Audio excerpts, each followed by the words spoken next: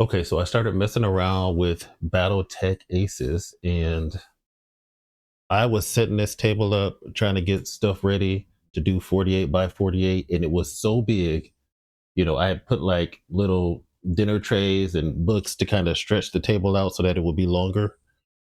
And then I was like, you know what? I feel like there's hex rules for this. And I saw a couple of videos online. I was like, oh, if you have the Commander's Edition, it tells you what to do to convert Alpha Strike to hexes. And it's basically just one hex is 2 inches. So today, I think what we're going to do, we're going to take the guided tutorial for a test spin, go through the setup steps, and see if it works as well with the hexes. I mean, maybe that's the intent. We'll see. If it gets too complicated, then we'll call it a day. But so I got this set up for the guided tutorial. It's a little bit wonky, but before I talk about the map, let's just look at the setup steps real quick. So when you're playing Aces, there's a couple things you're supposed to do when you set up. You're going to create your Aces deck, and that's going to be the automated units each get a deck that tells them what to do. That's what we have over here. And for the guided setup, these are put in a particular order. So we're going to be fighting against this Pouncer Prime, and this is the guided deck, and I have it sorted in the order. So you just take this card, you put it on top of this. You're covering it up because, again, you don't want to know what the automated force is doing to keep, the mystery going. And that is your first step. Our second opponent, technically this is the first opponent, is the Timberwolf. So we just take their Timberwolf card, we take their deck. Again, for the guided setup, these are in a particular order. This number is going to tell you what order they move in initiative. It's from 0 to 1,000. And based on that number, when they activate, you'll activate from the lowest to the highest. And sometimes your units may give you a card that says activate last or first. And the game comes with some little tokens for that. And what you would do is you would just put this token on the card. So if you activate it first, due to a special order, you'd put the 0, and if it's last, you'd put the 1,000. So we'll sit those to the side. Then you have initiative. If you get it, the enemy has it. You can keep that somewhere. Okay, that's the first step. You just take the Aces deck cards, you put them under there. Normally you shuffle them, they'd be in any order. And then you get the command deck. So the command deck, you have Star Captain and Mech Warriors. For this one, we're going to use Mech Warriors. And you put those A, B, C, D, and E in that order.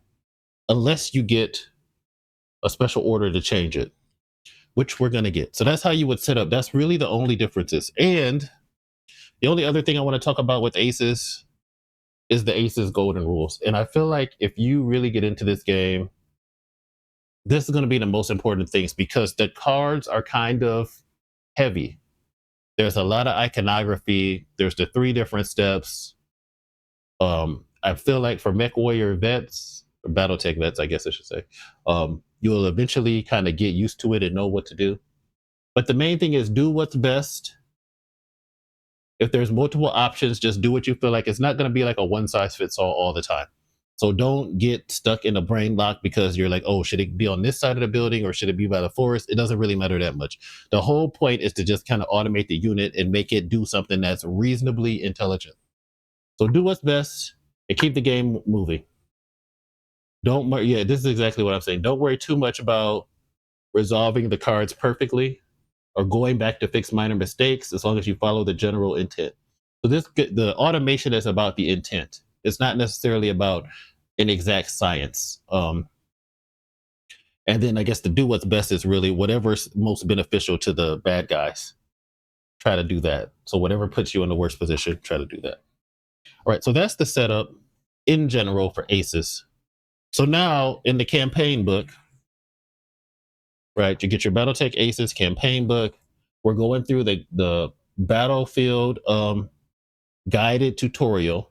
So in this guided tutorial, you don't roll any dice for it, it just walks you through it. In the setup, we're basically going to have our player's force. We get this Archer, Warhammer, Phoenix Hawk, and Locust. So we got our archer over there. Just ignore the paint jobs. Warhammer, our Phoenix Hawk, and our Locust. And our opposing force is going to be the Timberwolf over here. And then we've got the Pouncer over here. Now, these maps are set up for 48 by 48, and I don't know if you can see it, but every little grid here is supposed to be 4 inches. That's supposed to be 4 inches. Every little box is 4 inches. So half of this, when you do hex, every hex square is 2 inches. So you only need half, which will be like 24 by 24. These two BattleTech sheets, these are both 18 by 22. So 18 by 22. So they're technically missing a square. It does tell you in the book just to like move your forces inward if you're missing a square, but it's basically half of this that we're missing.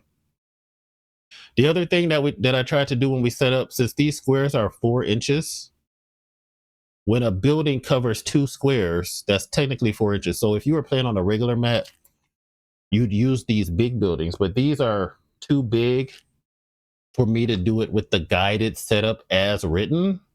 So I kind of just used the smaller buildings. I think I had enough to get by putting some buildings together. So that's why you kind of notice a different look. Forest, I tried to get the intent. So if you move inside of the forest or in between this forest, this will be kind of like those lines that are represented. You could use tokens. I do have some tokens too, but just to kind of show off the game a little bit, I just use some of the Alpha Strike terrain. Okay, so the last special rule is the Mech Warrior Clan Jade Falcon start with card C. So when we were talking about the command cards, you normally put these in A through D. Instead of starting with A, we're going to start with C, and then I have A after that. Now, I don't technically know if that's correct. So if anybody knows in the comments, let me know if that's correct or if D should have been after. But it just says start with this one on top. So I kept the rest of the letters in order. And this will tell you what to do when you begin the game. And that's it. That's really all you have to do to get set up. I know it sounds like it's a lot more because I was trying to explain what I did with the hexes. We've got our cards for our forces here. In the guided tutorial, it has you use the Brawler deck for the Timberwolf and the Sniper deck for the Pouncer, and it basically tells you to put those cards in a specific order. I already did that before we started playing, but if you were playing normally, you would shuffle. All right. So then the first thing we're going to do, we just follow along and play. So it's the same phases as before. Turn 1 is the initiative phase. So you're going to reveal your priority number for each Aces deck. So normally for initiative phase, you just take the Aces deck like so, and you just pull the card down a little bit so you can see the number at top. So we'll know that the Timberwolf is number 383. I probably could have put this on the ground. And the Pouncer is number 475. So that means if they won initiative, the Timberwolf would activate first unless there's some other thing that tells you to do that. Then you're going to look at your command card orders. So are there any orders on this command card? So we take a look at C. And then C says, initiative phase, assign the move last token to your unit with the highest damage and the highest move. Oh, the highest damage at short range. Yeah, the highest short range damage, which is the Timberwolf. So the Timberwolf is going to get the move last token. So the way it was drawn, the Timberwolf would have gone first. But that token that I mentioned, so we'll just put this little 1,000 here. And that will mean that he will go last. And then we would roll for initiative. Right, so we would say, normally, the red dice would be the bad guys and the green dice would be us, and we'd roll. And then for this, the bad guys won, right? But with the guided setup, you don't roll. That's just as an example. But the guided setup, you don't roll. So it says the opposing force wins. Place the initiative token red side up on the turn track. Again, this is just walking us through it. So that means that they win. So since they went one initiative, we're going to go first because there's the advantage to seeing what your opponent does. And then we go to the movement phase, just like we would before. The player phase, losing initiative, they must move first. The Warhammer sprints to the middle of the western building. The archer moves towards the woods, but doesn't have quite enough movement to enter. All right, so I don't know if I brought the sprint dice. So basically, we would look at the Warhammer's movement, which is on the back of this card. So it has a movement of 8 inches. And I think when you sprint, it's 12. So he could move 6 spaces. I didn't look up sprinting to refresh myself. So if that's not right, let me know. And then his TMM is 1. So he's going to try to move. And according to his diagram, he tries to get behind the building. So that would be 6 squares, 6 hexes, 1, 2, 3, 4, 5, 6. He gets behind the building. Hexes turning and facing doesn't matter. When you're using hexes for Alpha Strike, it doesn't cost a space to turn. You can just face whatever direction you want. And then the TMM will be 1. Do you get a +1 for sprinting? I'm not sure. But we'll put a yellow die here just so he sprinted. That might not be, it might be a 2. But let me see if I can find sprinting real quick. I don't think I'm going to be able to find it that fast. Tech, motive systems, terrain, modifiers, base move. Nope, +1. I probably should have got my modifier sheet out. Building table, alternate munitions, fire tables, morale checks. Nope, let me see. Can I find it real quick? Sorry about that. I did not bring all the Alpha Strike stuff over that I should have brought. Moving, stationary, walked, ran. So ran would be a +2 to its attack modifier tables. That's not its TMM. But I would have to put something else there. All right. But either way, we'll keep going through this. So he sprints there. We'll keep going through it. I'll have to do my refreshing my memory on how that affects shooting. I think he gets a +2, but I don't think he's going to shoot this turn. So he gets behind the building. The archer, the Warhammer, the archer moves toward the woods, but doesn't have enough to get in. So the archer speed is 8, so he can move 4. So he'll go 1, 2, 3, 4. And he's just outside the woods. Okay, that kind of works out. Now we're going to look at the automated forces. So we're going to reveal card 475. All right, so we would then reveal the card. And we would look and see what it is. Oh, it actually has the card on the book. I don't have it technically. So the first thing you do when you look at a card, you're going to find out what your behavior is. It's either going to be aggressive, balanced, or cautious. And usually if it's somebody in range, it's one of these two. If nobody's in range, it's cautious. So for the pouncer, there's no enemies that have moved within 18. There's no enemies that have moved within 30. The green check means moved already. So I think most of them, if not all, they always try to target somebody that moved. Oh, let me put the die on the archer. The archer that moved up there, his TMM is 1. Okay. So he wants to be 24 inches away from the Warhammer. So we're going to go to cautious.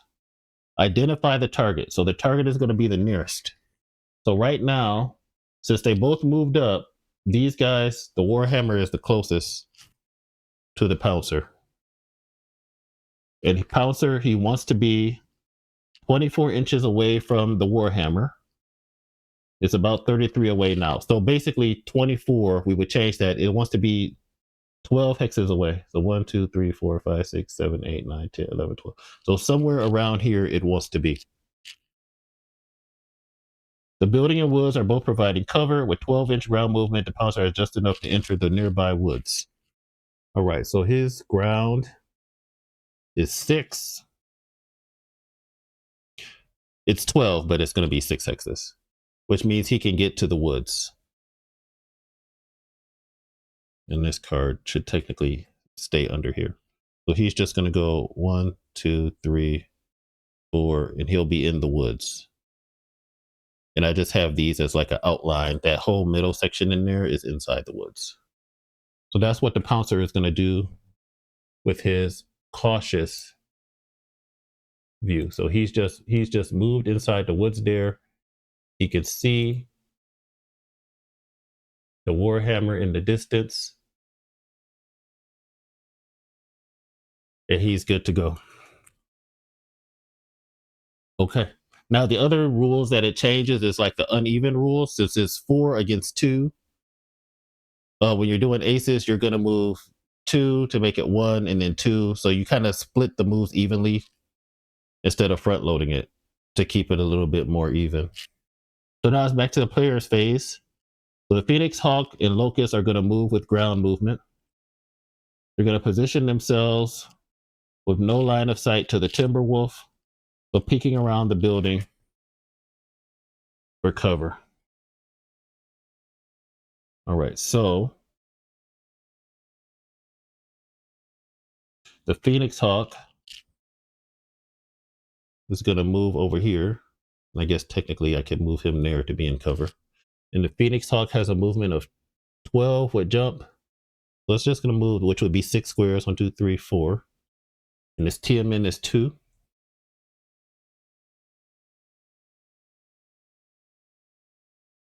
It's going to position itself there. And then the Locust has a movement of 20. So it can move 10 hexes. And it's going to get up behind this other building. Oh, and this is where my buildings are a little bit off. So these buildings should be up here somewhere. This should probably be up here, roughly.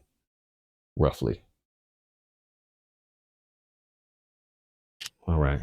So Phoenix Hawk moved from here to here. Then he's going to move 10. Locust 1, 2, 3, 4, 5, 6, 7, 8, 9, 10. He gets up behind here so that he can have cover. And then we're going to go back to the automated force. So the Timberwolf is going at priority 1000, revealing card 383 and discarding the last move token. So we would look at his card, which would be down here, and then we would discard this token.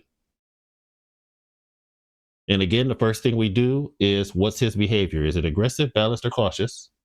Right? So no, there are no enemies that have moved within 12. Balanced, there are no enemies. Right? This is this first line that we're reading. There are no enemies that move within 12. There are no enemies within the Timberwolves' current line of sight. So it's going to go to cautious.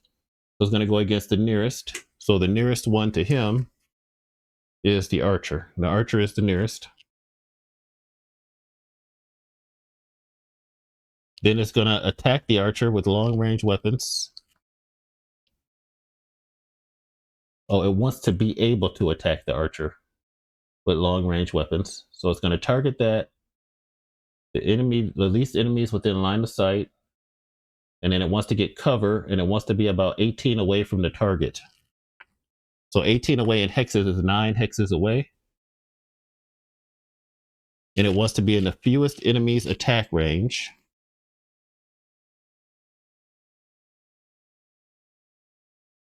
Yep. So fewest enemies attack range. That's what this down triangle means. And it wants to have cover against the person it's shooting and be 18 away from the target. So it wants to maintain its distance. So 9 hexes away. 1, 2, 3, 4, 5, 6, 7, 8, 9. So it wants to be around here. That would be 18. And maintain cover. The Timberwolf has a movement of 10, so it can move 5. And we're ignoring these terrain features that are on the map. This is just all flat. 1, 2, 3, 4, 5. So we could get here and still have cover from the building.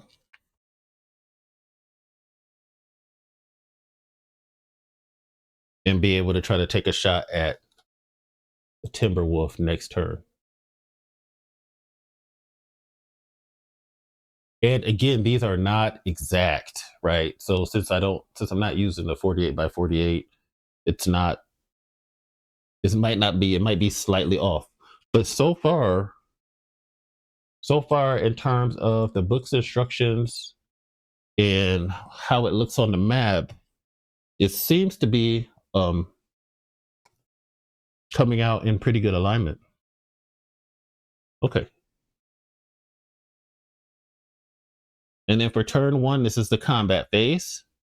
So losing initiative, the players will attack first. So normally you would roll for this. The archer versus the Timberwolf, the target number is 10. He's got 4 skill. Oh, I didn't put the TMM for these guys when they moved. He should have a TMM of 2. And the Pouncer has a TMM of 2. So his target number is going to be 10, skill 4, 2 TNM, plus 1 for woods, plus 1 for partial cover, and at medium range.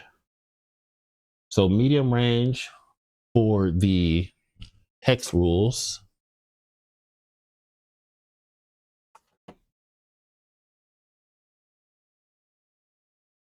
Medium range is, let me find that page again. And we'll just do this one round to get folks familiar with how it works. You guys can let me know if you've tried it on hex terrain. But so far, it feels like it's coming out pretty good. Let's see, hex rules, page 70.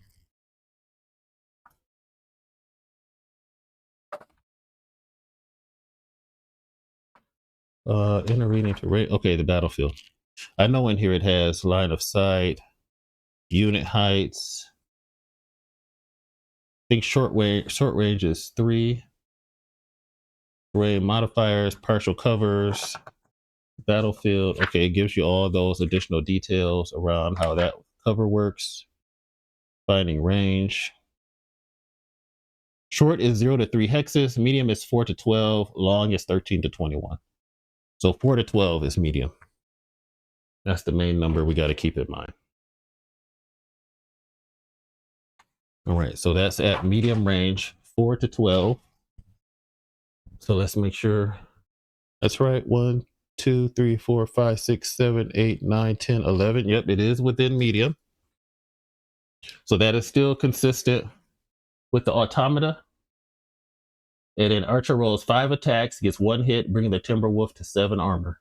So normally what you would do is this does require you to do the optional rules for rolling an attack for each of your weapon systems. So you just get different color dice, different pairs of dice, and you'd roll up your attack. So that is what it's saying when it's saying that how many hits did it get?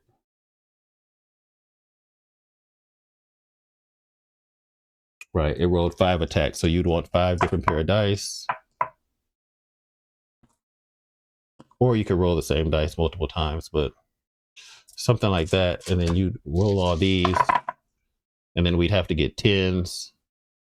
So wow, that would have been a crit. That would have been great. But we would have got 1 hit and a crit if we did that ourselves. All right, so the archer attacks. The Warhammer sprinted, so he can't attack. Oh, that probably answers my question from before. The Phoenix Hawks versus the Pouncer, it's a 10. 4 plus 2 TMM. So his skill is 4. 2 TMM from the Pouncer.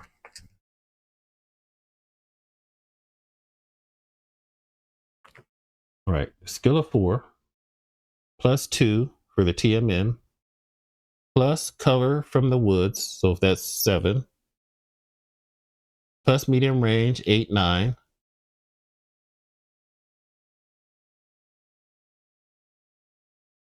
And partial cover from the building, which is 10. All right. So in the guided, he gets no hits, and then the locust versus the pouncer, which needs a 9, skill of 4, 2 TMM plus 1 woods plus 2 medium range, rolls 2 attacks and gets 1 hit, leaving the pouncer with 3 armor. So he would just roll the die up like we did before, get the hit. That's what you would do. And then we just want to confirm medium range 4 to 12. 1, 2, 3, 4, 5, 6, 7, 8, 9. 1, 2, 3, 4, 5, 6, 7, 8, 9, 10, 11, 12. Yep. So in both cases, the hex rules are still matching, which is good. Then the last part for this will be the automated force. So the Timberwolf is going to attack, and then on the back of their card, you flip this over. So you reveal the combat side for all ace cards. So you would flip this over, and then for the sniper, you'd flip those cards over on the back, and you'd see what it says. So for the Timberwolf, it's going to identify the target. There's only one target it can see. And it's going to attack the archer. So he's going to attack the archer. We know they're at medium range. Target number is 9. His skill is a 3. Plus 2 TMM, plus 1 for woods, plus 1 for partial cover. So 3, 4, 5, 6, 7, and then 2 for medium range, 8, 9. And then you're going to check and see his conditions for overheat. So he has a 9 to hit, but if he had a 5 or a 7, he would think about overheating if he could do enough damage to get into the structure. And then there's some other things. So you want to check the overheat. And then it just simulates what he rolled. So he rolled 7, got 2 hits, but that's how it works. So when you attack, you flip the card over, you check target within 24, the least amount of armor. In this case, that he's the only guy he can see. Like technically this building and this building are blocking line of sight from the Warhammer. And that would be the Timberwolf's turn. Now for the Pouncer, is going to do card 475. There's nobody within 6 inches. There is somebody within 24 inches. And then his thing is, was anybody attacked by an ally this turn? So if one of these within 24 had already been shot, he would go after that guy. Instead, the attacker, both Locust and the Phoenix Hawk are within 24. The Locust has less armor than the Phoenix Hawk, so it will be the target. So it wants to target the person with the least amount of armor. And then if they're otherwise, it would go to the yellow command list. So if we look back at command, we can say for yellow, its highest priority is least armor, then the lowest TMM, then the structure. But we don't need to go to this because it fills the first condition. So then we simulate its attack. We know it's at medium. Its target number is 10. He has a skill of 3. 4 TMM for the Locust. Oh, did I not put the Locust? Did the Locust jump? Is the Locust TMM 4? Yep, it is. I did not. Sorry about that. I forgot to put that down. So he's going to get a 10. It could hit the Locust target structure. It's too high for the Pouncer to use any overheat. So just like the other one, they're going to use overheat if they feel like they can hit the structure with that attack. But they only want to do it if they need to roll a 6 or less. 9, if they've got heat, they don't attack. So you always want to check and see if they're going to overheat. You'll basically know if your mech is close to having a structure wound that they might overheat. Then the ace cards are put at the bottom of the deck. So you don't flip them.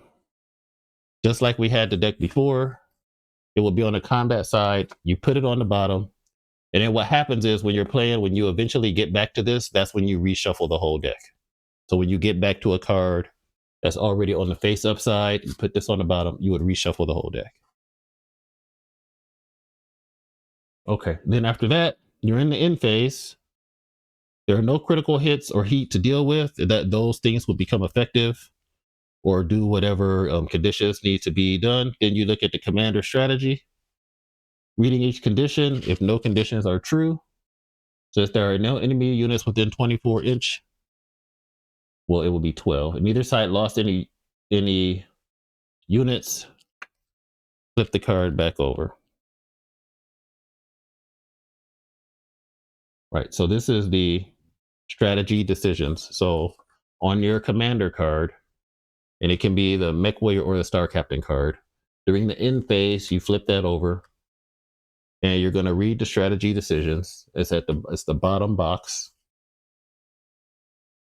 If this force is complete, it's not.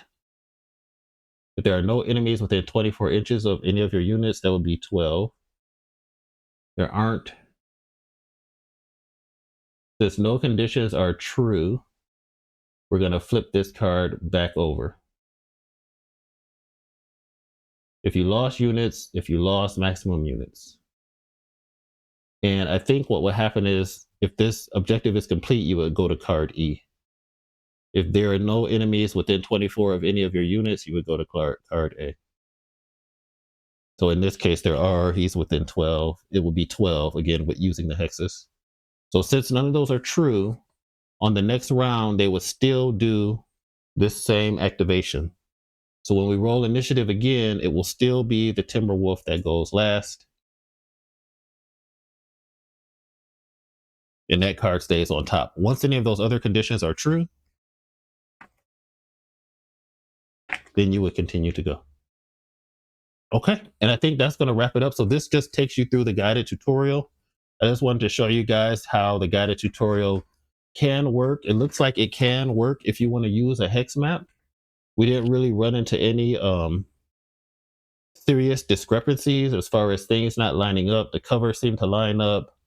The forest seemed to line up. And if I had tokens instead of, if I was using the tokens instead of the standees, it'd be a little bit cleaner, but it still works. It still looks like it works. So far, with the size of the table being so large, you may not always want to use the 48 by 48, or if you have a smaller table space, you can get by with doing it on the hexes and get just as fun of an experience. You can use some of the stuff that comes in the Aces box, or you can use some of the tokens that come from the other BattleTech boxes and still enjoy the game with less room. So that's definitely a positive. I do feel like it makes me get interested in getting like hex terrain, because I would probably play aces on hexes just to save the room and just use these my old like BattleTech mats that I'm used to, or get one of the hex crawl maps that are neoprene, so that I don't have to deal with the indentation. I have to weigh these down to get that indentation out of there. But yeah, that was fun. It feels like it's a little bit of a lot to absorb, but like I said, I think once you get used to, you're basically checking range, finding the target, and then you either want to have people in your line of sight or you want to be in cover, and then maintaining the range. So it seems like once you kind of get used to what those steps are, it'll start going faster. And I haven't looked through all these cards to see if there's some different things there. But just wanted to do a quick video, show off a little bit of the guided tutorial. I really felt like the guided tutorial was done well to kind of show you how to follow the rules. And it also kind of helps you with BattleTech strategies in general for Alpha Strike that you may have not considered. Once you see what the automata is doing, it kind of makes sense for your own strategies. All right, I think that's going to wrap it up for today. Like, comment, share, subscribe. Let me know what your feelings are about using hex maps for aces versus the terrain. I don't know that I'll do a bunch more BattleTech videos, but appreciate all the views on the unboxing. And as always, thanks for watching and have a great day.